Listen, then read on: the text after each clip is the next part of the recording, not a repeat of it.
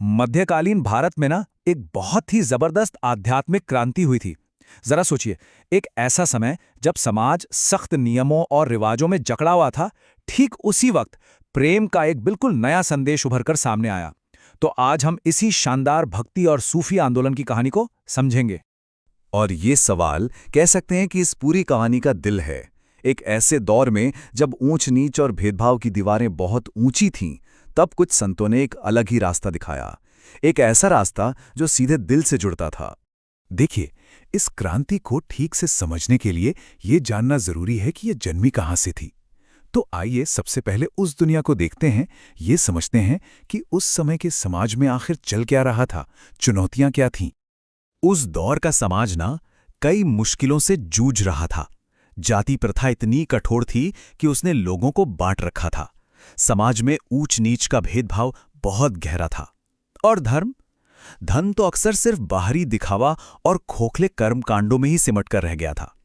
इन्हीं सब चीजों ने एक बड़े बदलाव के लिए जमीन तैयार कर दी थी। तो इन सभी सामाजिक बुराइयों के जवाब में ही एक नई सोच ने जन्म लिया। ये रास्ता था व्यक्तिगत भक्ति का, ईश्वर के लिए सच्चे प्रेम का। और इस रास्ते को दिखाया भक्ति और सूफी संतों ने। चलिए तो सबसे पहले बात करते हैं भक्ति आंदोलन की।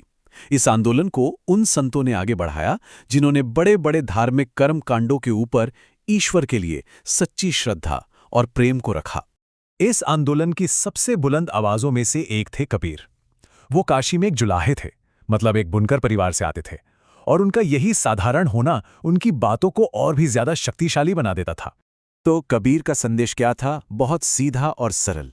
उन्होंने कहा कि ईश्वर एक ही है, उसका कोई रूप रंग या आकार नहीं है, जिसे वो निरंकार परमेश्वर कहते थे। उन्होंने मूर्ति पूजा जैसी चीजों को नहीं माना और उनकी ये बातें, उनकी शिक्षाएं आज भी हमें साखी, सबद और रमैनी में मिलती हैं। अब जरा देखिए, कबीर के साधारण जीवन से बिल्कुल अलग एक और महान भक्त थीं, मीराबाई, जो मेड़ता की एक राजकुमारी थीं। इससे एक बात साफ होती है कि ये आंदोलन समाज के हर तबके को, राजा से लेकर रंक तक, सबको छू रहा था। मीराबाई का रास्ता था संगीत का, सुर का।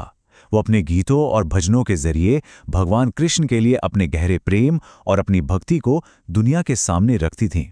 उनकी भक्ति में एक ऐसी इमोशनल गहराई थी जो सीधे लोगों के दिलों तक पहुंचती थी।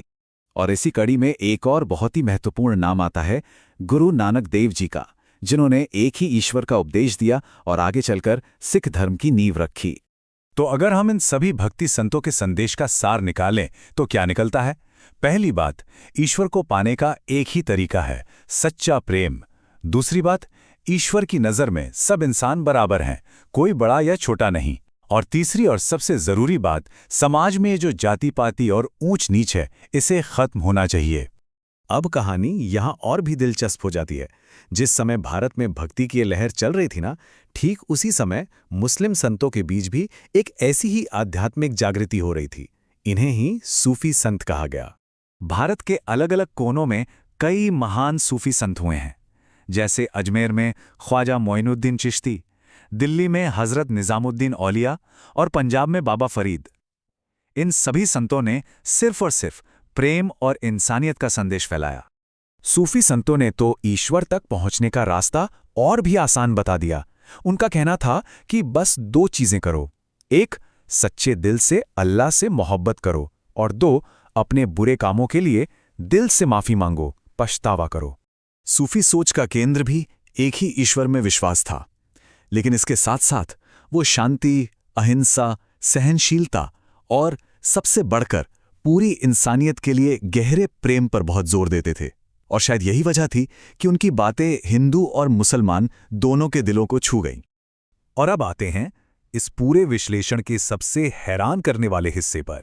जब हम भक्ति और सूफी दोनों आंदोलनों को एक साथ रखकर देखते हैं ना, तो एक कमाल की समानता नजर आती है। इस स्लाइड पर जरा गौर कीजिए। ईश्वर का स्वरूप, दोनों ने कहा कि ईश्वर एक है। ईश्वर तक पहुंचने का रास्ता, दोनों ने कहा सच्चा प्रेम ही एकमात्र रास्ता है। और समाज के बारे में नजरिया, दोनों ने कहा कि सभी इंसान बराबर हैं और पूरी मानवता से प्रेम करना चाहिए। मतलब नाम और परंपराएं भले ही अलग थीं, लेकिन संदेश बिल्कुल एक था।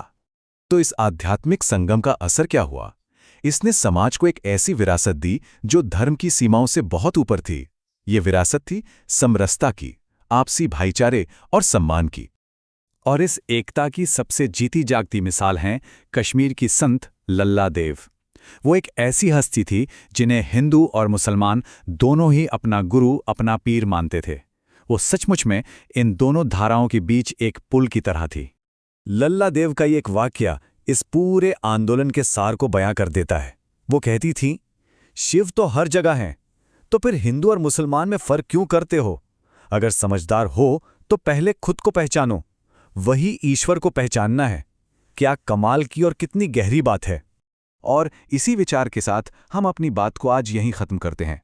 ये सोचना बहुत जरूरी है कि सदियों पहले इन संतों ने जो प्रेम, बराबरी और एकता का संदेश दिया था, वो आज के समय में हमारे लिए क्या मायने रखता है और कितना ज्यादा जरूरी हो गया है।